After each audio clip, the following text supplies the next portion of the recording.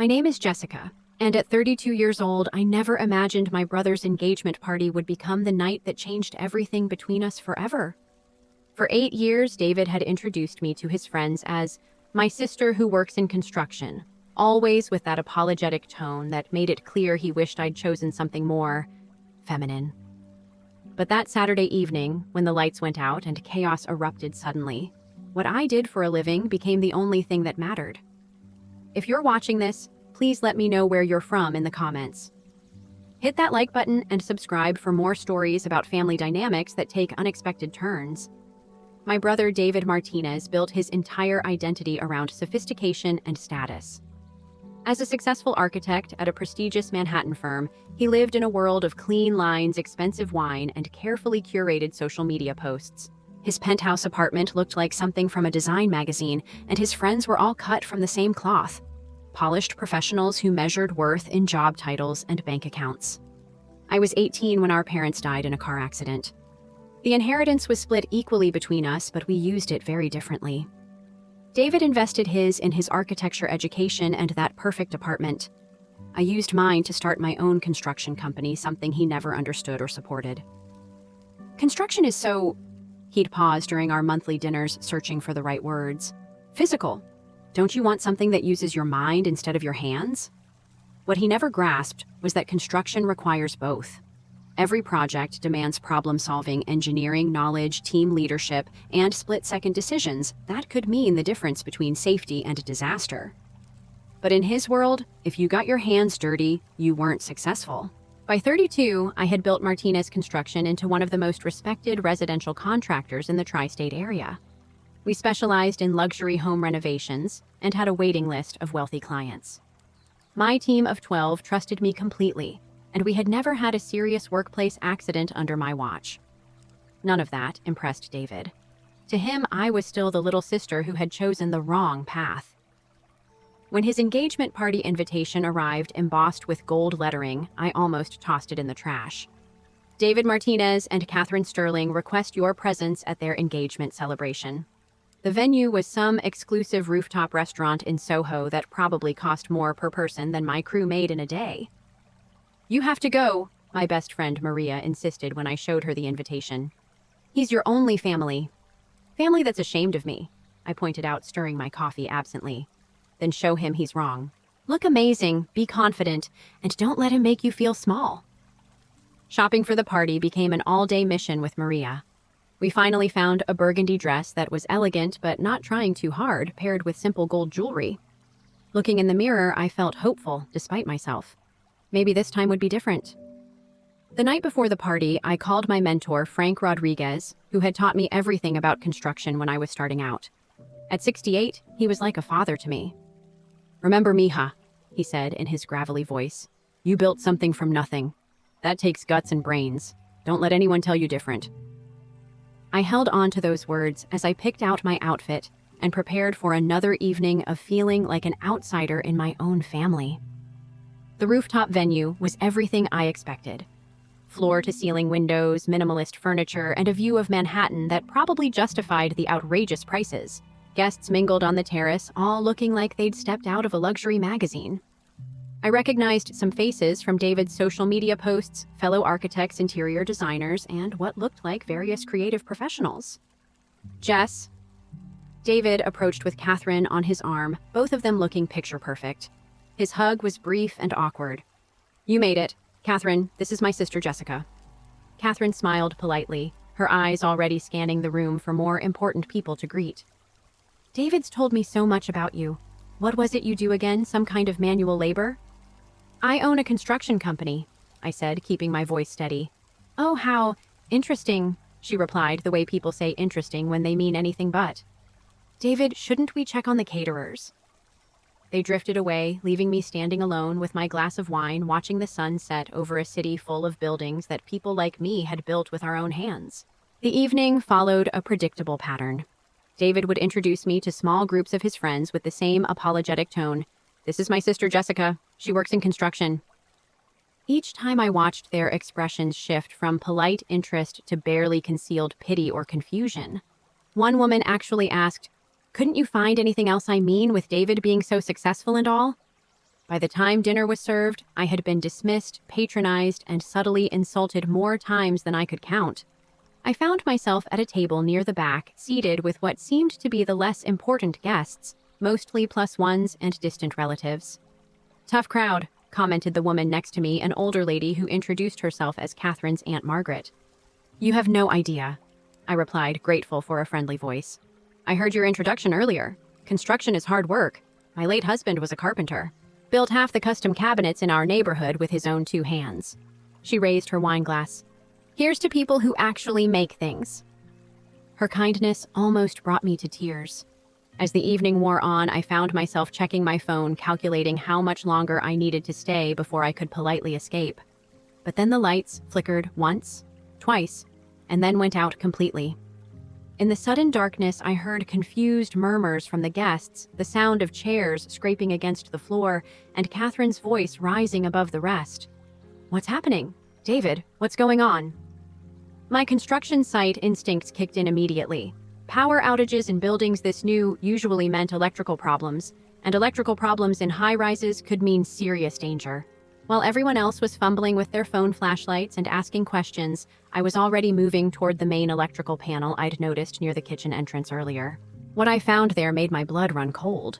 The panel door was open, and it definitely shouldn't have been. Someone had been tampering with the building's electrical system, and this wasn't an accidental power failure. This was sabotage, and that meant we were all in serious trouble. As guests began to panic in the darkness, I realized that for the first time in 8 years, my brother was about to need me more than I had ever needed his approval.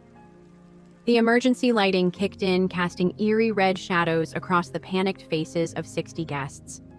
But my attention was focused on the electrical panel, where I could see clear signs of deliberate tampering. Wires had been cut and rerouted in a pattern that made no sense for maintenance work. "Everyone, stay calm," David's voice carried across the room, though I could hear the uncertainty in it. "It's probably just a temporary power issue." I knew better. 20 years of construction work teaches you the difference between accidents and intentional damage. Someone had orchestrated this blackout, and they'd done it professionally. The question was why. Moving quietly through the crowd, I made my way to the kitchen entrance where I'd seen the service staff coming and going. The caterers were huddled together, looking as confused as the guests. But there was one man in a server's uniform who stood apart from the others, speaking quietly into a small radio. That wasn't standard catering protocol. "Jessica?" Catherine appeared beside me, her usual composure cracking. "David's looking for you. He thinks maybe you know about electrical stuff because of your work." For once, David's dismissive attitude might actually be useful. "I'll go find him," I said. But first, I needed to get a better look at that suspicious server. I approached the catering station, pretending to look for water. The man with the radio had disappeared, but I caught a glimpse of him through the service door heading toward the building's main stairwell. Every instinct I'd developed on construction sites was screaming danger. "David!" I found my brother near the windows, trying to calm a group of his increasingly agitated friends. "We need to talk, now." "Jess, not right now. I'm trying to manage this situation. This isn't a power outage." I cut him off, keeping my voice low. "Someone sabotaged the electrical system, and I think we're not dealing with random vandalism." His face went pale in the red emergency lighting. "What are you talking about? The electrical panel was professionally tampered with. There's a man in server uniform with communication equipment who doesn't belong with the catering team. David, I think this building is being robbed." "That's impossible. The security system would be disabled by the power outage," I finished. "Along with the elevators, which means we're trapped up here while they work downstairs." The reality hit him hard. David's architectural mind began connecting the dots. The jewelry store on the ground floor, the art gallery on the second, the private banking offices on the third. Exactly. They knock out power trap potential witnesses on the roof and have free run of the building's most valuable businesses. A new sound cut through the murmur of confused guests. The unmistakable whine of power tools coming from somewhere below us. David's face went white. "We have to call the police," he whispered. I was already pulling out my phone, but the screen showed no signal.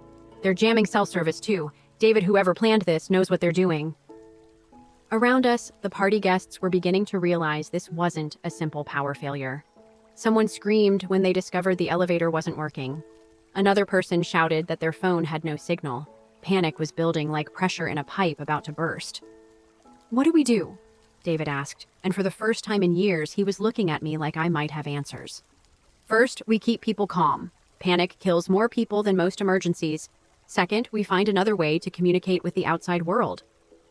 The building's landline system runs on a separate power grid," David said, his architectural knowledge kicking in. "There's an emergency phone in the fire stairwell." "Good. You handle the crowd control. Tell them it's a building-wide power issue and help is coming. I'm going to check that phone." "Jessica, be careful." The concern in his voice caught me off guard. "I will." The fire stairwell door was heavy, designed to contain smoke and fire. The moment I opened it, I could hear voices echoing from below. Definitely not building security. Multiple men coordinating their movements using professional terminology that confirmed my worst fears.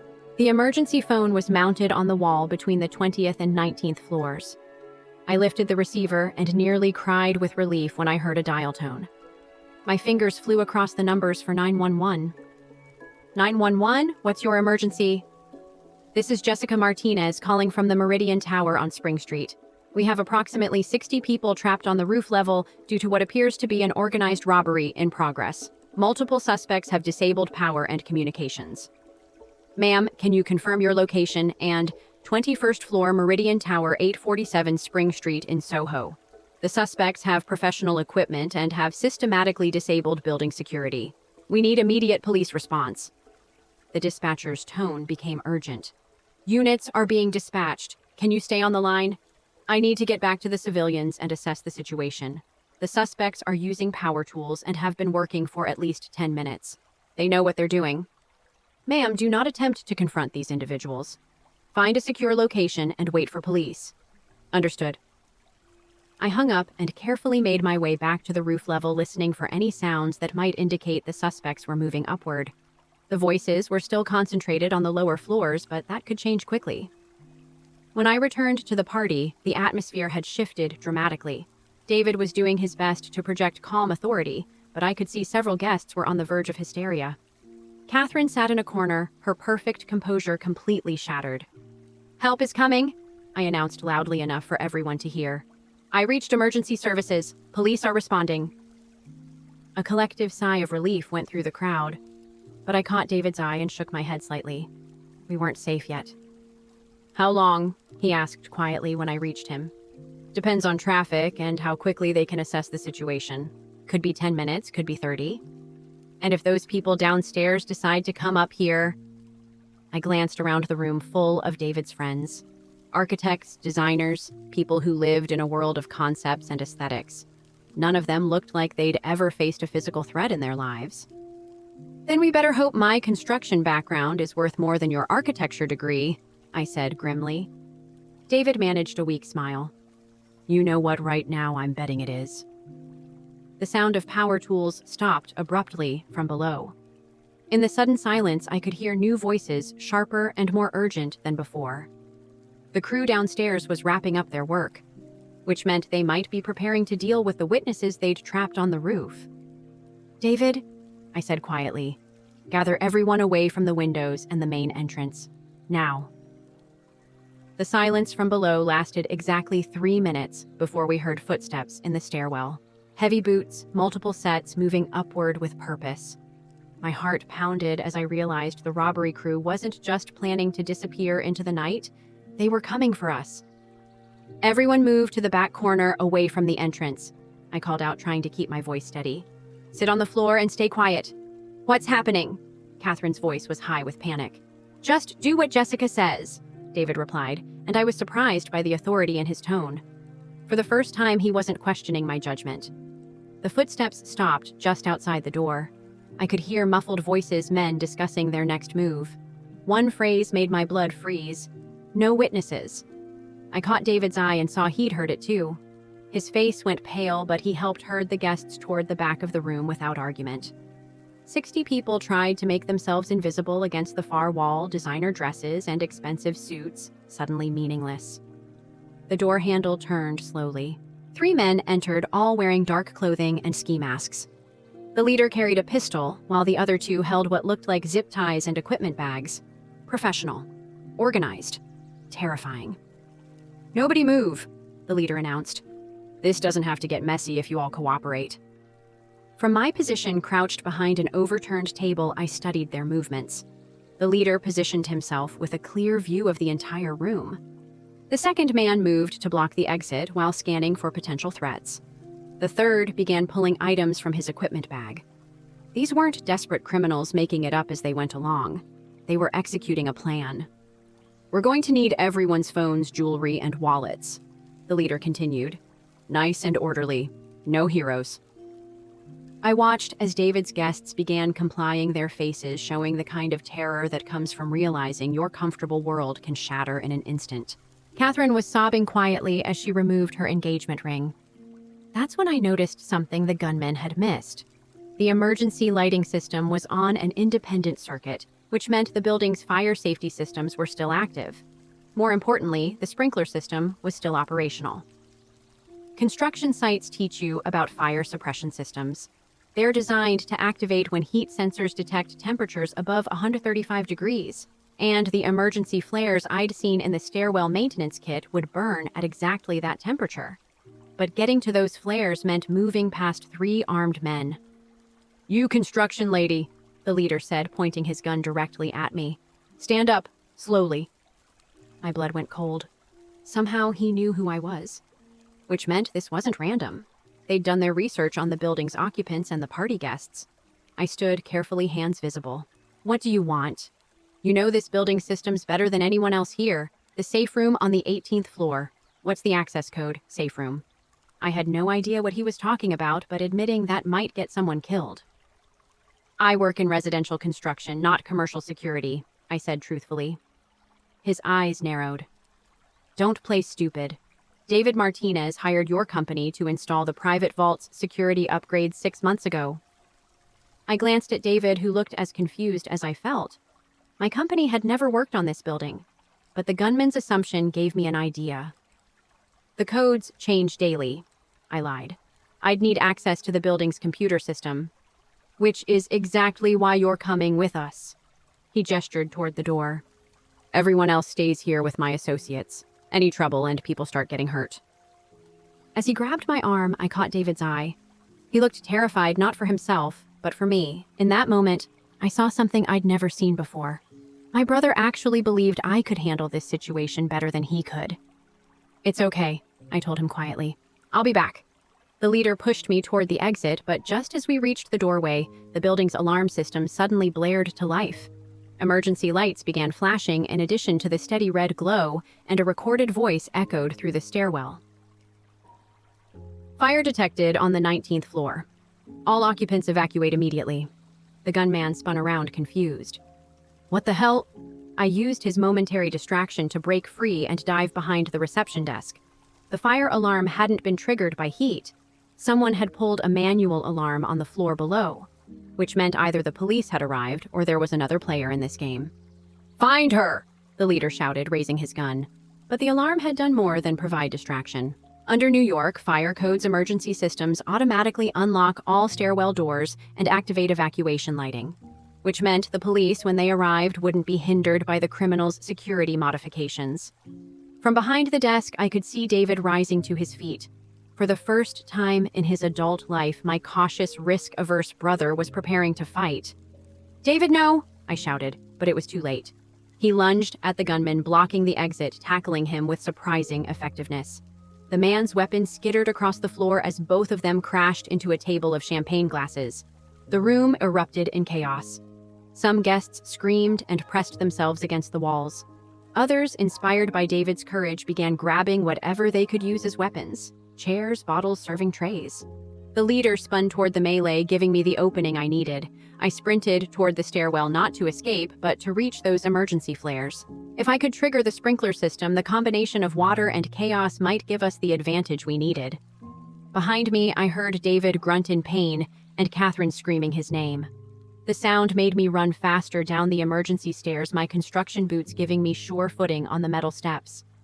The maintenance kit was exactly where building codes required it to be, mounted between the 19th and 18th floors.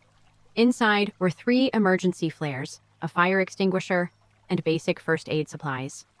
I grabbed 2 flares and headed back up, knowing that the next few minutes would determine whether anyone walked away from this night alive. As I climbed, I could hear new sounds from above. More shouting, the crash of furniture, and underneath it all the distant wail of sirens finally approaching the building. But were they close enough? And would they arrive in time? I ignited the first flare on the 19th floor landing, holding it against the ceiling-mounted heat detector. The device responded instantly, and within seconds, water began cascading from the sprinkler heads throughout the stairwell.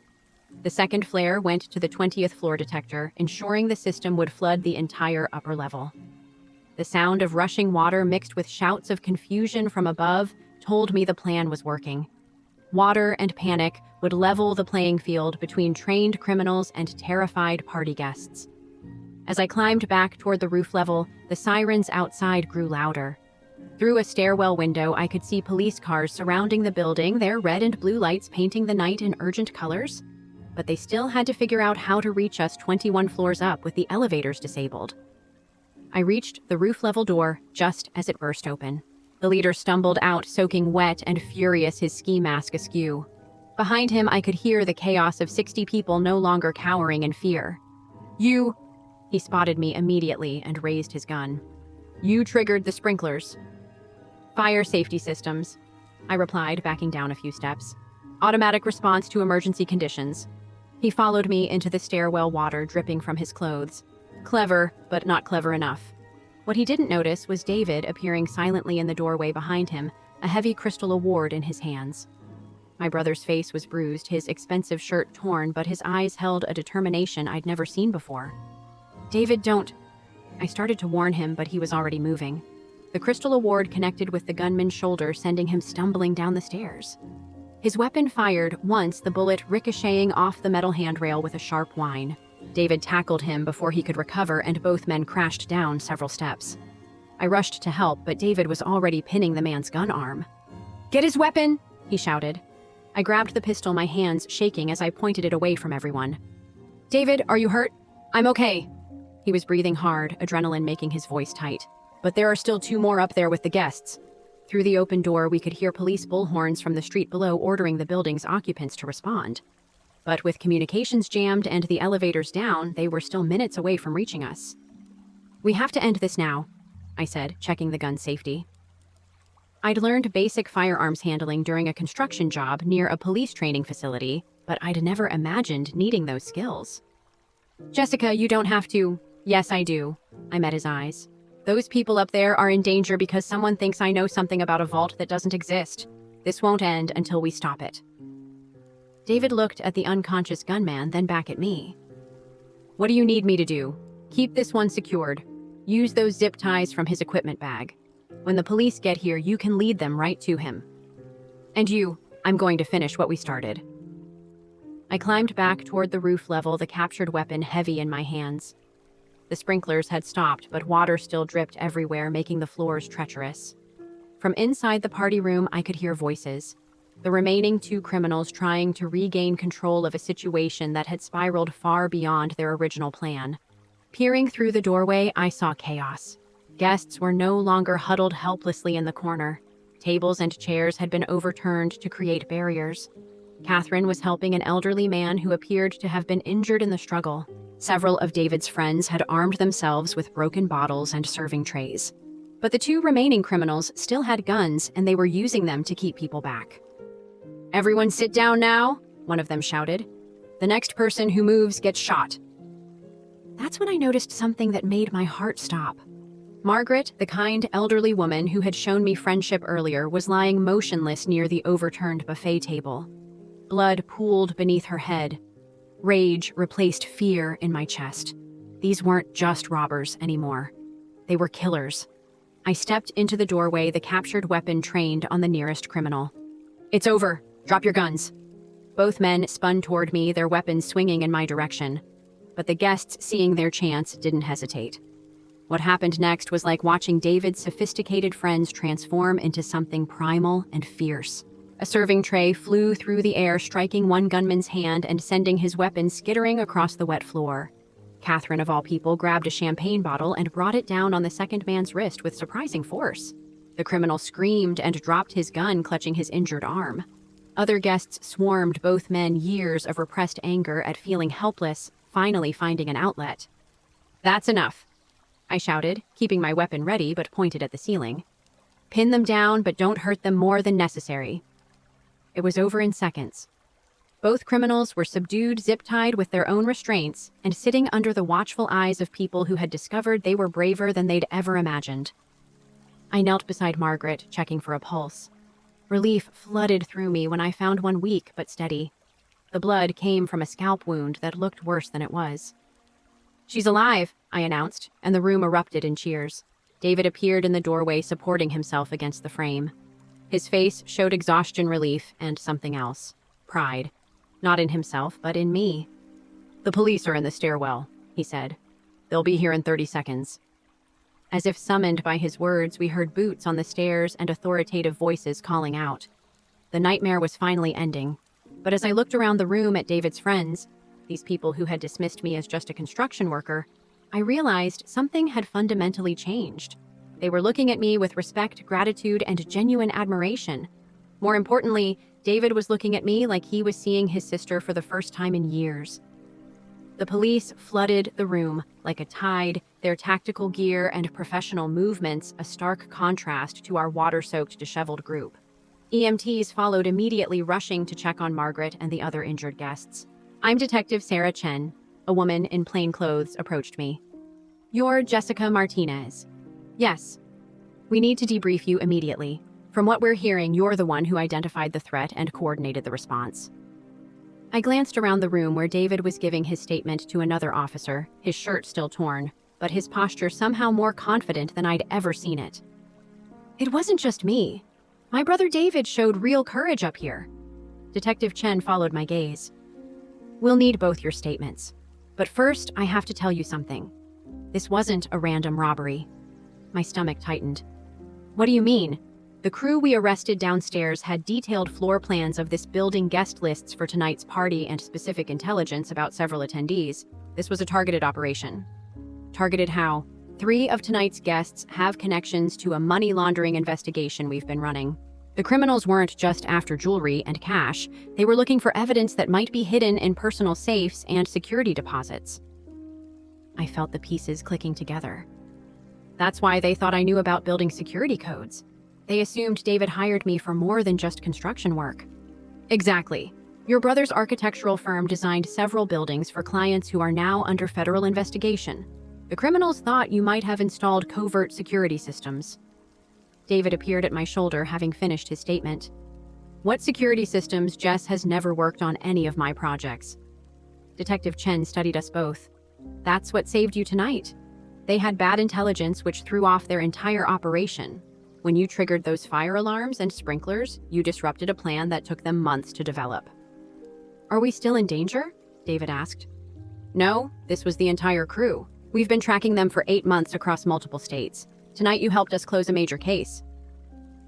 As the detective walked away, David and I stood in silence, processing everything that had happened.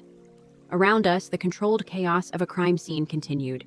Evidence collection, witness interviews, medical evaluations. "Jess," David said quietly, "I need to say something." "David, you don't have to." "Yes, I do." He turned to face me fully. "What I saw tonight. The way you handled this situation, the way you kept everyone safe, the knowledge you used to outsmart professional criminals. I've been an idiot." I started to protest, but he held up his hand. "I've spent 8 years being embarrassed by what you do for work. Embarrassed. When I should have been proud of having a sister who builds things, who solves problems, who keeps people safe." His voice cracked slightly. "Tonight, you saved my life. You saved Catherine's life. You saved 60 people, including me." Catherine appeared beside us, her perfect makeup long gone, her designer dress ruined by water and chaos. But there was something different in her eyes, a warmth that hadn't been there before. "Jessica," she said, "I owe you an apology. When David told me about your work, I made assumptions. Stupid classist assumptions about what construction means and who construction workers are." "Catherine, no, let me finish. You're not just David's sister who works in construction. You're a business owner, a leader, a problem solver, and tonight you were our hero. I was wrong and I'm sorry." Before I could respond, Margaret appeared at my elbow, a bandage wrapped around her head, but her eyes bright with gratitude. "There's my guardian angel," she said, reaching for my hands. "The EMT said you probably saved my life by checking my pulse when you did. That head wound could have been serious if I'd lain there much longer." "I'm just glad you're okay," I replied, squeezing her hands. "More than okay, dear. I feel like I've seen what people are really made of tonight. And you, young lady, are made of some pretty fine stuff." Over the next hour, as we waited to be cleared to leave, something remarkable happened. David's friends, these people who had barely acknowledged me at the start of the evening, kept approaching to thank me, to ask about my work, to express genuine interest in who I was beyond the dismissive label they'd been given. "You know," said one of the architects, "I've always wondered about the construction side of our projects. Would you be interested in consulting on a renovation I'm planning? My firm specializes in sustainable building practices," another added. "We should talk about collaboration opportunities." Even the woman who had asked why I couldn't find anything else came over, her face red with embarrassment. "I said something incredibly rude earlier. I judged you without knowing anything about you, and I'm ashamed of that. But it was David's transformation that affected me most deeply." As we finally prepared to leave the building, he put his arm around my shoulders. Not the awkward, obligatory gesture from earlier, but a genuine embrace between siblings. "Jess, I want you to know something. Tomorrow, I'm calling everyone in my professional network. I'm going to tell them about Martinez Construction, about your expertise, about what an incredible businesswoman my sister is." "David, you don't need to do that because of tonight." "I'm not doing it because of tonight. I'm doing it because I should have done it 8 years ago." He paused. "Actually, I'm doing it because of tonight too, because tonight showed me who you really are, and I want the whole world to know."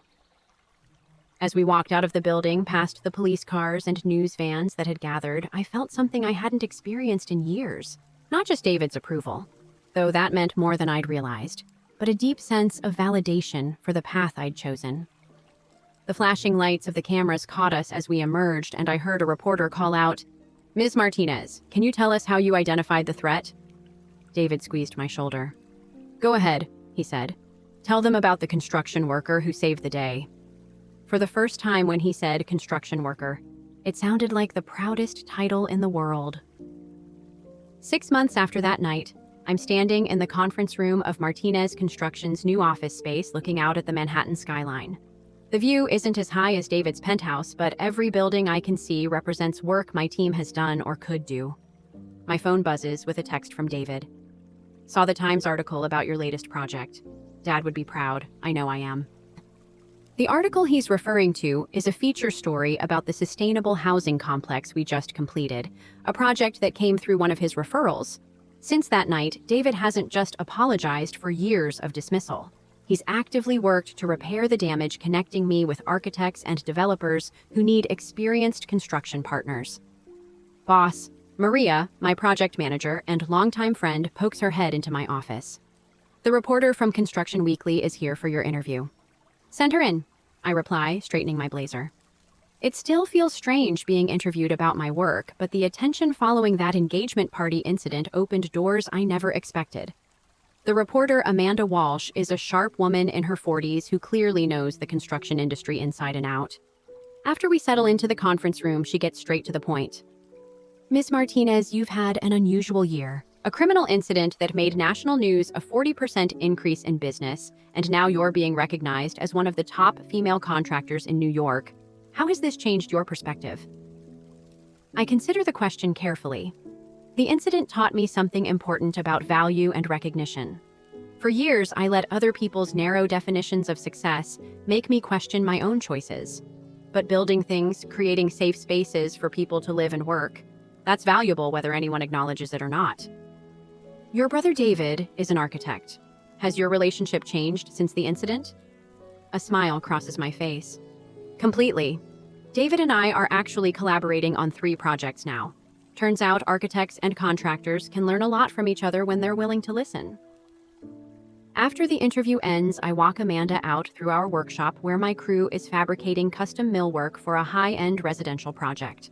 These 12 men and women have been with me through lean years and growth spurts, and seeing their pride in our expanded operations means more than any media coverage. Jess, Frank Rodriguez calls from his workbench. At 68, he's officially retired, but still comes in to mentor our apprentices. Channel 7 wants to do a follow-up piece on that night. You interested? Maybe, I reply. Depends on whether they want to focus on the drama or the actual work we do. The truth is, I've turned down most media requests. The story became bigger than I ever wanted. Construction worker saves 60 people from armed robbery, but most reporters seemed more interested in the violence than the expertise that made the rescue possible.